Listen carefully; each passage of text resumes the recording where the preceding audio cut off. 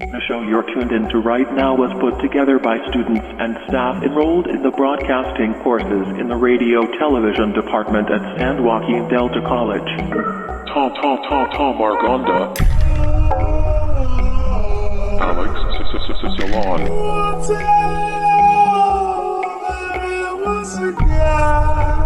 Thanks for listening and supporting college radio.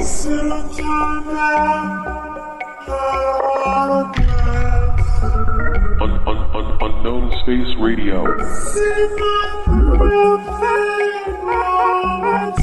Unknown Space Radio.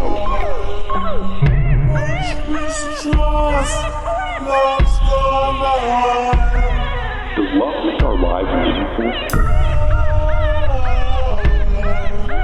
Or is it an escape from our loneliness and suffering? Tom Argonda, Alex Salon. Is love a disguise for our sexual desire?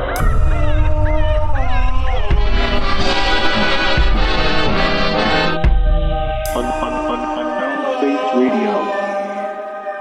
Or a trick of biology to make us procreate? Yeah, no, that's fine. Today we're talking about love. And the first thing I want to talk to you about is, are you concerned with it at all? Dude, I'm so glad you bring up this question because I don't remember what I said the last time we talked about this. No, okay, this is fresh. Yeah, it's fresh. But are you concerned with it? Because us humans, we kind of make it our life mission to fall in love. Yeah. And not just fall in love, but start a family. I don't know, it's so ingrained in our culture. Yeah. And it's not just like, it all stems from love. Mm-hmm. Are you concerned with that at all? Yeah, I'd say I'm pretty concerned with love. I'd say my end goal, whether or not like it isn't like the end of my life that it happens, I would hope that it isn't the end of my life that it happens, would be to probably fall in love and probably get married. You mentioned like just starting a family. I don't know if like that's something. Sorry. You mentioned like starting a family, and I don't know if like that's something I necessarily would want to do. It definitely is an idea that I would eventually, possibly, maybe would like to have. Only because I don't really see myself having kids, or at least not any time in the near future. Well, yeah, obviously, but I don't know, there's an expectance that for you to reach that point. Is there any pressure? Do you feel pressure in that way? Because I don't know. Because if I'm in bed and I'm thinking so far, because, if I'm thinking, it's usually about the past or the future. Mm-hmm. And in this case, it's like, I'm going to have to get there someday. Yeah. Not that I have to worry about it right now, because truth be told, I am not too worried about it right now. Mm-hmm. Like, I don't know, love and all that.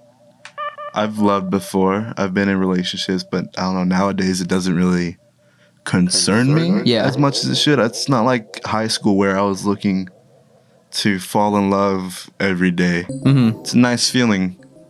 And shout out anybody in love.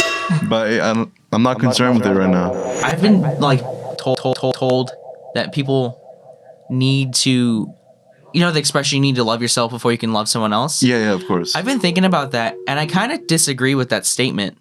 I disagree with your statement. You disagree with my statement? Yeah, because I've been through it, and honestly, you do need to love yourself. But I would like to hear where you're coming from. Yeah. I can definitely see where people are coming from with that idea. No. Mm-hmm. Because how can you put love into something then when you don't love yourself?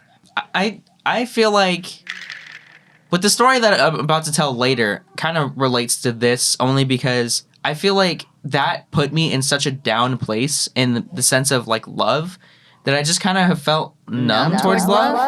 And I want something that's going to either like make me feel something good or something bad. Okay. So I kind of feel like, I know I'm like off topic, but going back to what I was initially saying, I just think like maybe I need something to show me love, So you think I need to put my love into something else because I can't put any more love into myself. you think love will drive you to be better. Yeah, I get that. But it's like that shouldn't be in the hands of somebody else. No, yeah, for sure. Yeah, I mean, that's unfair to ask. I get where you're coming from, but yeah, when you make it unfair, when you expect it to. Yeah, and I'm not expecting it. Yeah, that's when it becomes a problem, I think. Mm-hmm. And I know this firsthand because I've been through a toxic relationship or two.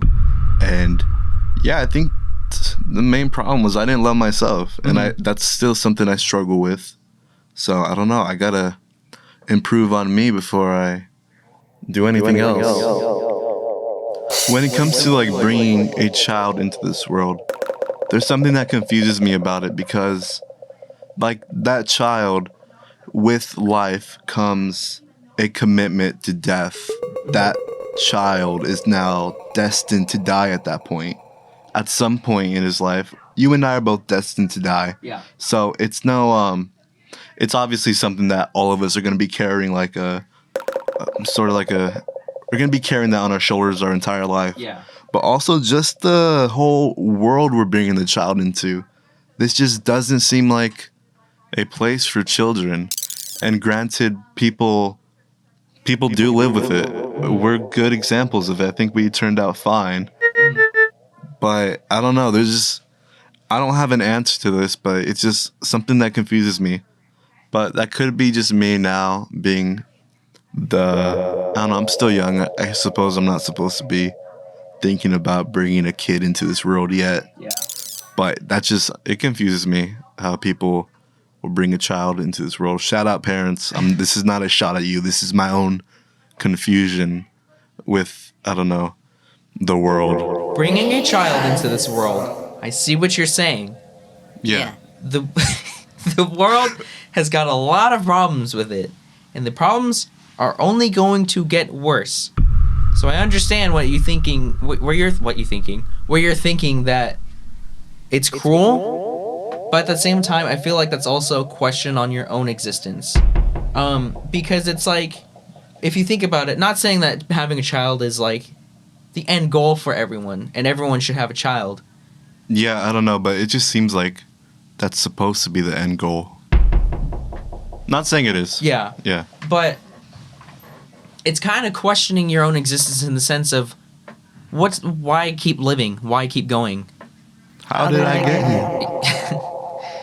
Only because I feel like our end goal is probably to pass on some sort of legacy. Have something for people like to remember us by. And having a kid is probably the easiest way of doing that. Yeah. So if saying that we shouldn't have a kid because it's you're bringing a problem into the world, is kind of like saying that, like I said, I'm just saying the same thing over and over again. Why exist? Why do you keep living? Yeah, I know.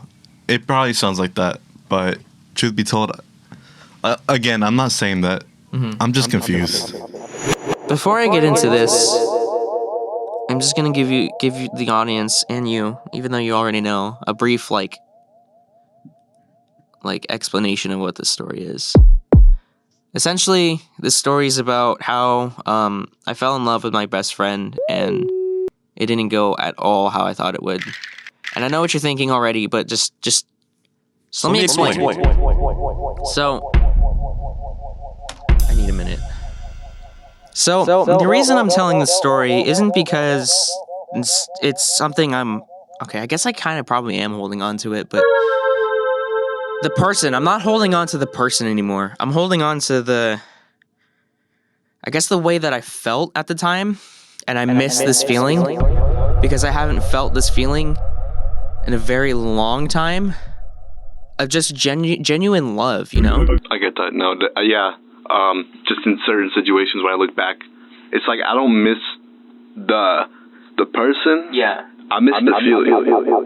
Going back to what I was saying, it was probably like not until sophomore year that we ended up becoming really close friends, and I kind of always thought of her in the way of I kind of do like her, but at the same time I always knew that we were just friends, and I was able to live with that. We were like, high school friends. People fall off and become friends again, and so it's just kind of like, I wouldn't say it was an off and on relationship, but it was. But it kind of was.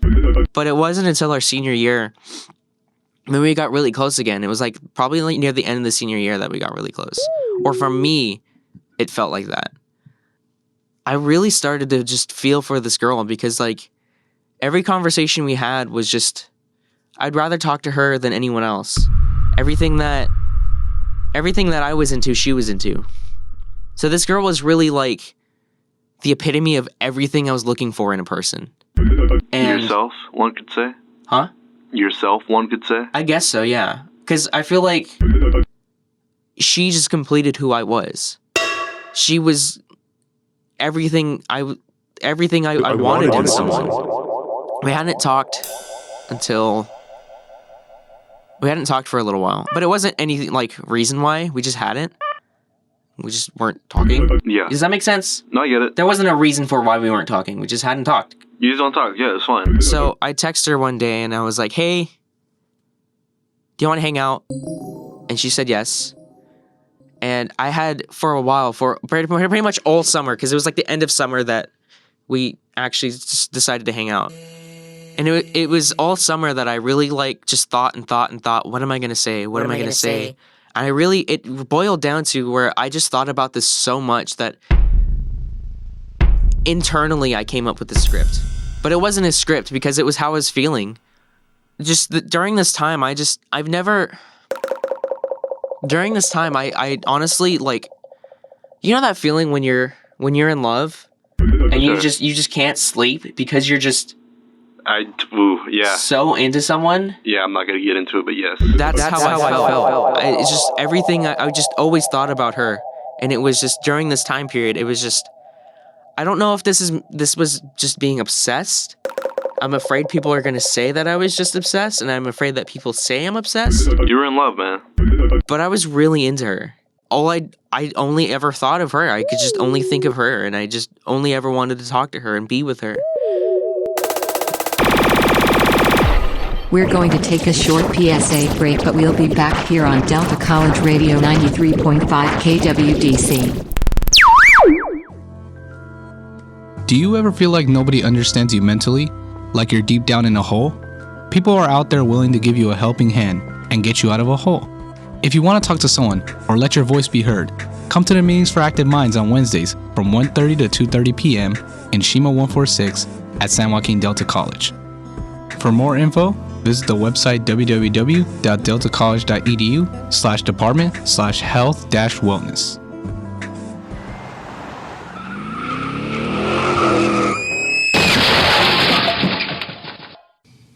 When you drink and drive, it affects everyone. Brought to you by MAD, Mothers Against Drunk Driving. In healthcare, misinformation can be as deadly as the most serious disease and spread just as quickly. For years now, myths about childhood immunizations have been spreading on the internet and social media. The physicians of the Illinois State Medical Society urge parents to know the facts and get your child immunized.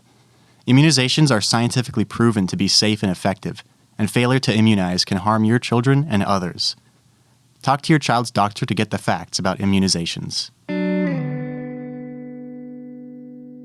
Struggling with mental health?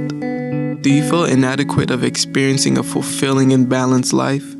SeizeTheAwkward.org offers a relay of resources for you or any individual enduring emotional pain. Your mental health is a priority for yourself and for the world. To learn more, visit SeizeTheAwkward.org. PSA brought to you by the American Foundation of Suicide Prevention and the Ad Council. Nicotine. It's getting out of hand. 480,000 people die from nicotine a year in the United States. That's an average 1,300 deaths a day. It's a widespread issue that we need to get away from. Stay away from nicotine. So going back, we meet at the mall. We get there, and we're in Barnes & Noble. And I'm on top of the world, right? My confidence is just through the roof. Like I can take on the world. Nothing could stop me. Until we went to Barnes & Noble, and that was just kind of our first stop we went to, because that's just where we met up.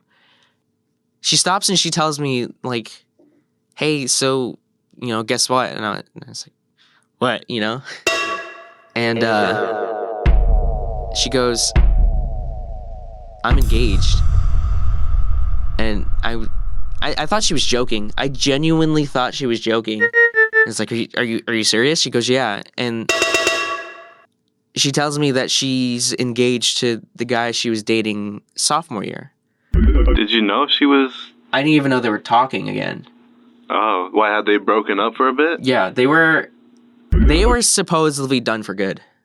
As far as I knew, they were done for good. And I even asked this guy, I was like, hey, dude, like, you and I are cool, and I don't want to mess things up. If there's something there, I don't want to impede in what you guys are doing. And he was like, yeah, like, nothing's happening between us. Like, dude, like, if you need help, I'm down to help you because I'm excited to see people get together. I was just, after she hit me with that, I was just entirely drained. And I felt it and she felt it, and I could see she felt it. So she goes and we go to the like little cafe and she goes to order something, and I was just, for lack of a better term, shook. Okay. Like, completely to the core, you know? Yeah. And I just couldn't really speak. And we just ended up started walking around, and I was gonna tell her like how I felt, and I tried so hard, but like I just couldn't get the words out anymore. Everything that I had thought of, everything I had practiced in my head was just like, I couldn't say it because I was just rocked. Looking back, like, she asked me like, how long have you had feelings like this? And I told her like, since the party. But deep down, like, I didn't think about this because I was going to say this. It was just, in our senior year, we went to our trip, and I don't remember if she walked off or as I walked off, but one of us isolated ourselves from the group because we couldn't just handle the group of the entire class. Sure. And basically, we were just looking up to at the stars and just stargazing, and it was just like a moment, you know? Where was this? This was, I don't know, some camp. Oh, okay. Because we went on a retreat for our class. Okay. And I wanted to tell her, like, that was the moment that I knew, you know? Looking up at the stars, you saw the stars align. Because, like, something like that, I don't know. She told us, we in that moment, we had a very, like, we talked about some very personal things. And I wanted to just, you know, up and say it, like, but I didn't. And I wanted to tell her that's when I started to have feelings. Like, truly have feelings. And that's what bothers me the most, and I think that's why I'm telling this story, is because what bothers me the most is she'll never know what I felt. And I wouldn't have said anything or done anything if I didn't think it was there, because I know better. I know so much better not to make a move on a friend, because it's not going to work out the way you think. But where I was and where she was, I thought there was genuinely something there. Otherwise, like I said, I wouldn't have even tried it in the first place. So, and the thing was, you know how we were having a conversation where you were like, you don't seem angry, you don't seem like an angry person?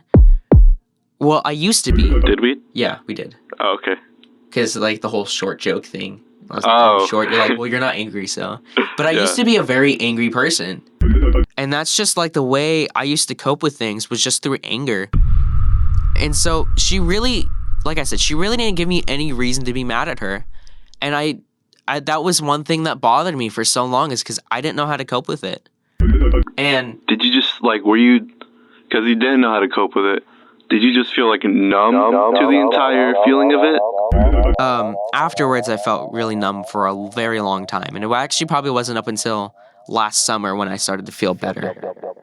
And so, you know, we ended up falling off because that's what happens. That's what happens when stuff like this happens. And she was gonna go get engaged or go get married, and I had no place being her friend anymore because I was in love with her.